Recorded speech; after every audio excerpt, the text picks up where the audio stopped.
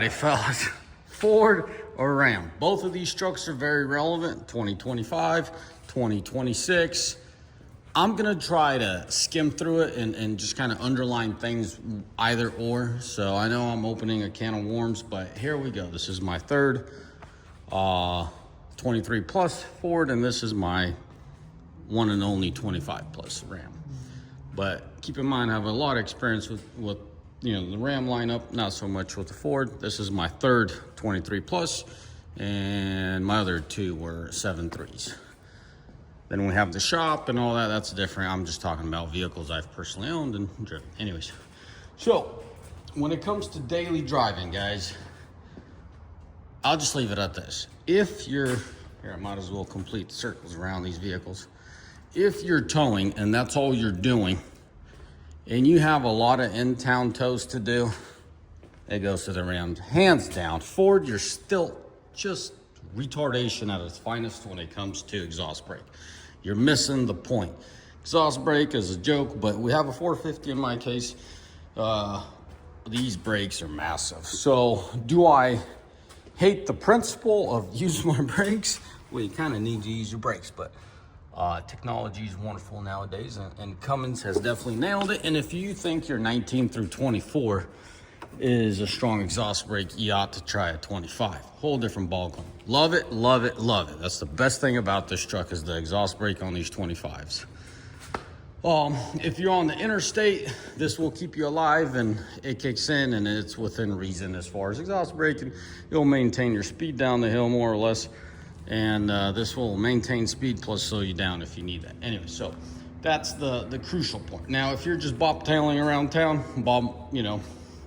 running errands, it just goes to the Ford. And here are the things why it goes to the Ford. If you're in a hurry, often, if you got to get up to speed quick and you're passing vehicles, Ford, yes, this is good. Yes, this is an awesome transmission engine, but it freaking sucks.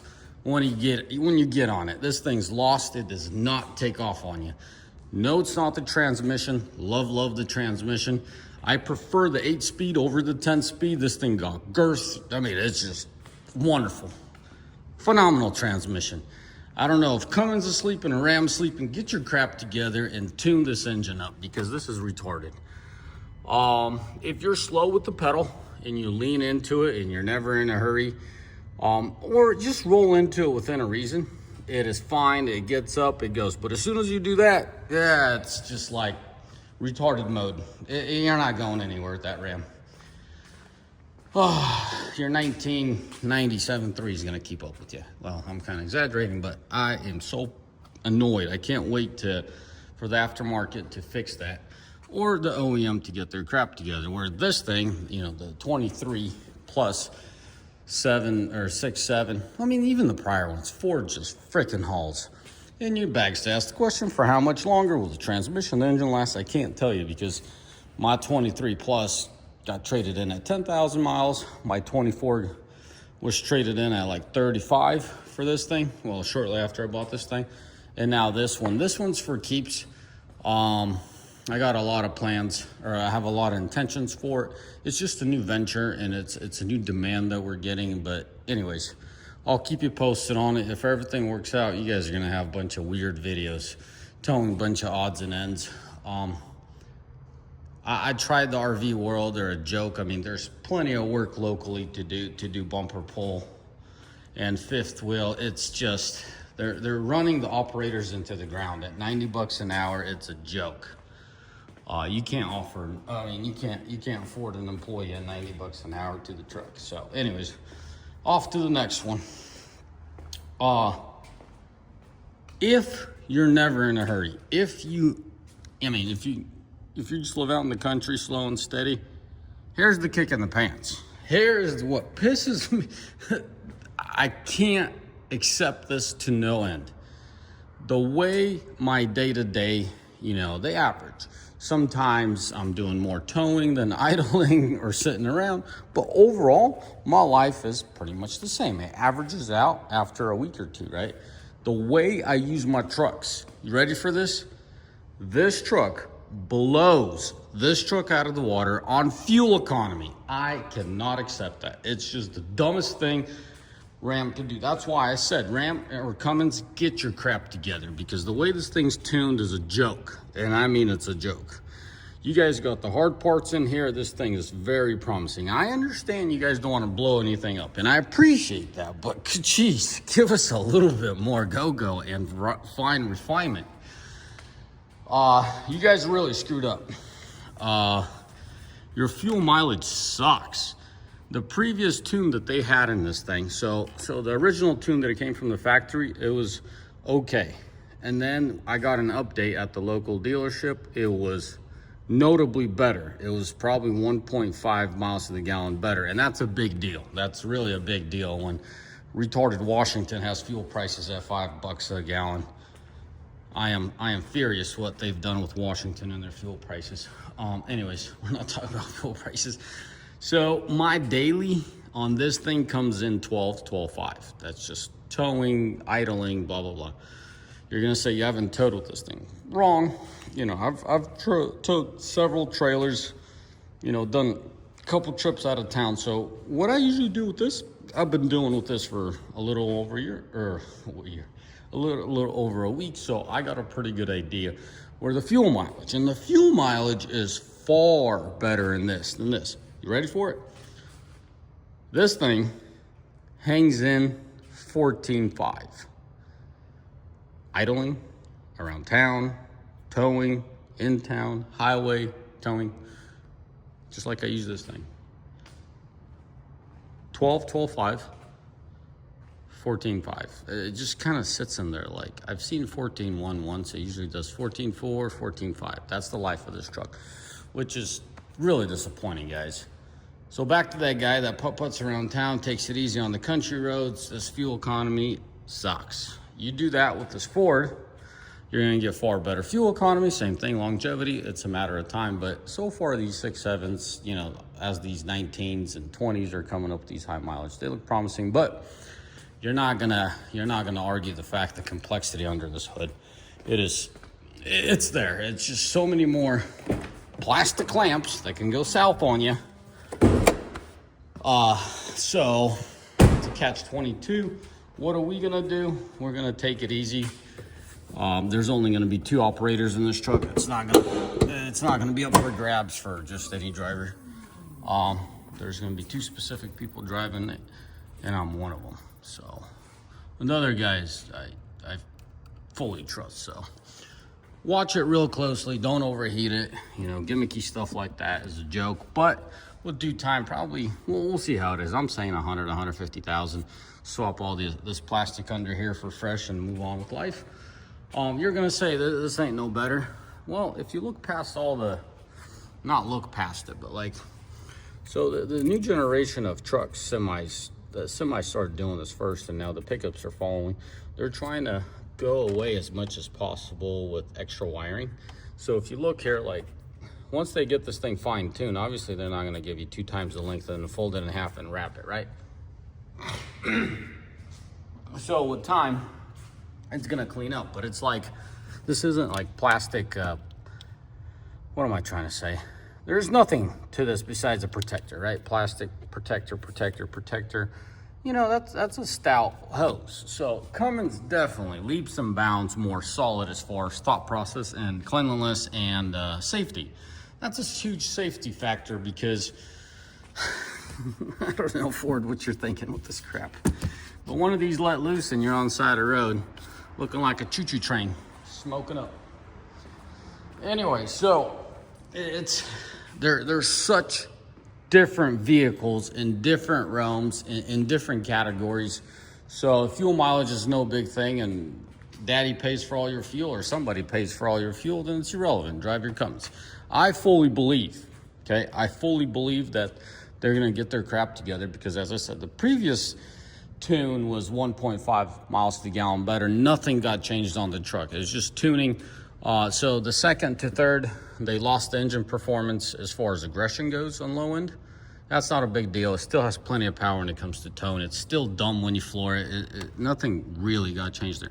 What did get changed the last tune is they bettered the transmission strategy. So I don't know, some third grader tuned this thing. He nailed the transmission, but the engine got lost. Not completely, but it just got dumbed down for no apparent reason. I can't tell you it's good or worse on the engine performance. If anything, it's a little worse, but I'm not too upset about the engine performance. What I'm really upset is the fuel economy that I lost with this final, their edition. But I know they're gonna update it, so I'm keeping my fingers crossed. Or maybe the aftermarket world will come up with something. Now, DEF usage, guys. I do not know how this 450 has better DEF usage than my 350, my 24 350. And when I say 350, that's solely what I'm comparing it to, that 24. That's the closest thing and most relevant thing to this 26. This thing burns less DEF when it's light, meaning empty, or lightly loaded. Now, 15,000 pounds behind this truck is nothing for this truck. But it was something for my 350, so I'm guessing the strain is what eats up the DEF. What I'm telling you, take a grain of salt, because I haven't really worked this truck yet. I think I have to throw probably 30,000 behind it for it to start working. I'm guessing that's when it's gonna go through quite a bit of DEF. But at this point, DEF was nothing like my 350. Fairly close to what this thing is. This thing's phenomenal on DEF usage, meaning it's minimal. I put in DEF and I forget it. Pretty much like the 4th gens, maybe a little better. It's just, the 19s through 24s were a joke on DEF. It just chucked that stuff. My 24 Ford was horrendous on DEF, just horrendous. This thing is far better, but once again, I didn't get to work it, so I'm guessing it's going to be more of an engine load thing. The engine is in its efficiency, and there you go. Alrighty, we're just quickly going over this, guys. The material that's used on the interior on the Platinum, right, second to top dog in their lineup, is nothing compared to Ram. These guys, Ford is really stingy with premium material. Is it junk? It's not like the Chevy. Sorry, Jim, guys. But like the Chevy uses cheap plastic and it's flimsy, it feels cheap. Like this is plastic, but it feels sturdy. Like it's wannabe leather, but it's not even half-ass leather. It's actual, it's so rough, it's plasticky. It's bold, it feels strong, doesn't feel like it's gonna fall apart on you, but the choice of leather and materials used in this truck are inexpensive, like a lot of synthetic or whatever this is, but it don't feel like leather. Now this, on the other hand, it feels like leather, not because it's just perforated. Even when you add, because you could tell it's kind of shiny, I put on some really good stuff, guys. Ain't nobody sponsoring me for nothing, but this leather honey really does the trick. So even when you put the leather honey on it, this stuff just doesn't go, the product doesn't go into this material whatsoever. It's the actual leather just stands out right there. It soaks it up. The plastic, not so much. The steering wheel is pretty good leather, and the centerpiece is pretty good, but these outside pieces are something else. I'm not a genius in leather, but pretty cheap quality of leather it's being used. Now, if you have a limited, my 24 limited was better. It was actual leather. It is nice, but this is your better choice as far as longevity if you don't like to sit there and wash and clean your leather. If you just want it to feel good, look good, then go for the Platinum. But if you want it to feel good and smell good and all that, like the real deal, you have to go with the Platinum Plus or the Limited, because this Platinum thing's a joke compared to that's in the Ford lineup, but like Ram, the material used in the Ram are far superior. They're better, but then you'll have stuff like this. I get it. This is the crimple zone. They want to keep it clean. Whatever, it works. I'll leave it alone. This is decent leather. The dash is leather. Armrest is leather. But once again, this is the Limited. It's top of the line as far as Ram. Next runner up is the Laramie on these and Lariat on those, but both of those are fake, so we don't have to argue there. Now, something I have to underline: the cab on the Ford is a lot more ergonomically, therefore giving you ergonomics in its place better, therefore gives you a lot more room. You know, these seats are thin, they're smaller, but they're strategically done so you have more space, but yet you're comfortable. The floor is flat. My kids love it. You can imagine. They throw a blanket and a pillow and what they do down there. You know, this bench, it's funny, but this bench is flat overall, so kids could lay down back here as well, but it'll never be a mega cab. So that's not a fair comparison, but if you do crew cab to crew cab, because I don't know if you guys noticed, that's a mega cab. Hands down the Ford, but if we're gonna compare a mega cab to this big Ford cab, yeah, it just depends what you're into. Like the Ford, you could put the storage down and you could shove stuff under there, or you could throw it up and I guess put some muffins in here, kids. But you could plop that thing up and have storage. So there's options, but it's not quite a mega cab. But 95% of the guys out there, this is the cab you should probably go with. You know, the door panels are more efficient. Ram does have a better cab, and those that used to watch my video, you know, the T-Rex that I had. By the way, it's gone, it's sold. Maybe one day I'll tell you the whole story, what happened, but until I'm ready, we'll just leave it at that. I got a surprise for you as far as the T-Rex goes, but that's another conversation, so don't be too bummed out. We got something brewing here. The T-Rex, which had the 1500 cab, that panel was fairly more ergonomic, very competitive to this one. But this one compared to that heavy duty is much better. I like the smaller dash far better than the predecessor to this. I love this dash. I don't really know as far as those buttons. I mean, what do they really achieve? Do they bug me? No. Is it a wash? Probably. Like my 24 had a couple more buttons. I think they had these up there on the 24. I care less. But anyways, ergonomics on the dash, I would go with this one because it has more mechanical controls. But in grand scheme of things, it's a wash. Like, I wouldn't say go with one over the other. But what I came here to talk about, the airflow in this thing and the way the air circulates that cab is far better in this thing than that thing. And besides the obvious facts that the air ain't flowing, couldn't really tell you because, I mean, it has the same, hold on a second, has the same vents, you know. Has plenty of venting. Just the air doesn't circulate in it, and it was kind of surprising to me that quite the difference. So I mean, you got consistent air here, and then you got the controls here, right? But for some reason, I mean, you got airflow in the back as well. Obviously the seat, and then you have these. They're all open, they're all flowing, but just for some reason, it just doesn't circulate like the Ford. It was just funny. Me and my buddy were driving it, and we noticed the same thing. We left town together. He's like, man, the air just circulates better in this Ford. I'm like, I know. Couldn't tell you one way or another, but like, it just works. So skimming through all this very quickly, shortly, and as quick as I can, guys, I would be looking towards the Ford right now, because Ram, it's supposed to. It has everything, but it's just not dialed in. I will quickly dive into my little issues with this Ram, what's pushing me away. It has gimmicks. It has gremlins, and it's annoying. Some of you guys know I'm on my third axle. It's hanging in there, but I also haven't towed anything north of 12,000 pounds. Typically, that axle gets blown out when, it starts whining when you have a little bit heavier weight and you're going down a steep downhill on the exhaust brake. The exhaust brake takes out that axle.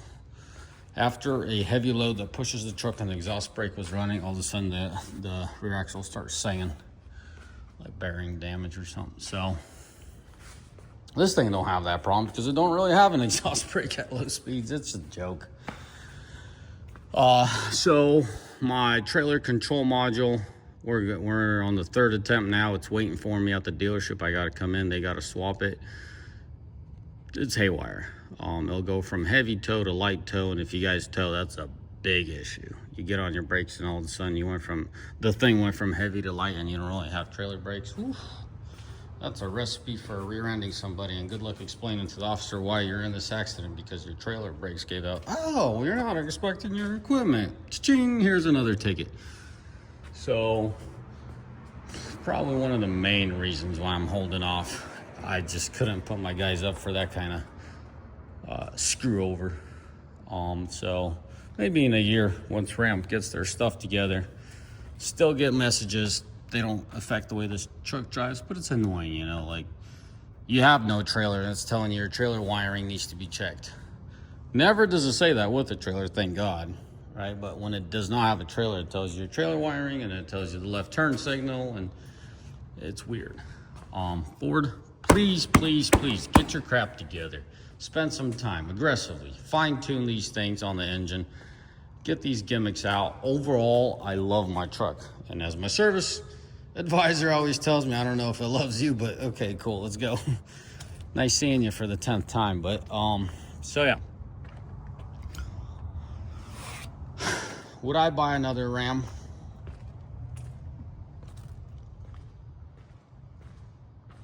Until I have hard proof that they figure their crap out. No, it's too much annoyance. It's just leave it at that. It's annoying. You know, you got a brand new truck and it's not one issue, it's multiple issues. You're on the road, but you're annoyed on the road, you know, and then sometimes you get on your brakes and your trailer brakes aren't really engaging. And so by changing that module, hopefully it does the trick, because it seems to do it after a long drive, as in like the module got overheated, so it defaults to lesser amperage. That's technically what it is, right? High, low, heavy trailer, light trailer. Anyway, so keep y'all posted on my journey with this thing. I really enjoy driving my Ram because of the cab, because I'm a father of 4 kids. You know, that the cab is what's keeping this truck around at this point. Just saying it how it is. Overall package, just go do something else. Do Ford, do Chevy, but I don't know. It's been a bummer. It truly is. What does the Ram have? It has the other 2 competitors blown out of the water. The transmission, by far. I love this transmission. It's not quite as quick as this transmission than 10-speed, but I don't care to drag race, right? I want to tow good, and I want to be able to get out of there when I need to cross the, 4-lane highway or something stupid like that. Within reason, I don't expect it to be a hot rod, but just make up your mind. And when I put my foot down, make up your mind and go. Don't just sit there and rap out like you're confused. And the exhaust brake. Transmission, just phenomenal. Best in the industry. And then exhaust brake just blows the rest of them out. Other than that, guys, unless you're like me and you, the mega cab, look the other way. It's just the harsh truth. It's just what it is. Just they need to update their cab, not because everyone's singing, but thermally it seems to be okay, but like the airflow, it's a big issue. I get in this thing, if it's cold outside, it warms up pretty quick. And if it's hot in the cab, it cools off real quick. This thing, yeah, just not there. Yeah, I'm gonna leave it at that. Everything is, up for debate and all that, but just an owner's review. I've owned this thing for a week and a half, and I've owned this thing for a whopping several months. Anyways, may the good Lord bless you. May Almighty find day and fire away. I'll break them down even more from here. This is a very generic review. Skim through everything, and hopefully it helps somebody out there, because I can't imagine there's nobody out there being, okay, is it Ford, is it Ram? They have to hear they just gave it new headlights, but they did put a new engine, new transmission, and yeah. Anyways, whoa, 24 minutes. Time to wrap it up. As always, guys, may the good Lord bless you, and may you all have a mighty fine day. Ciao.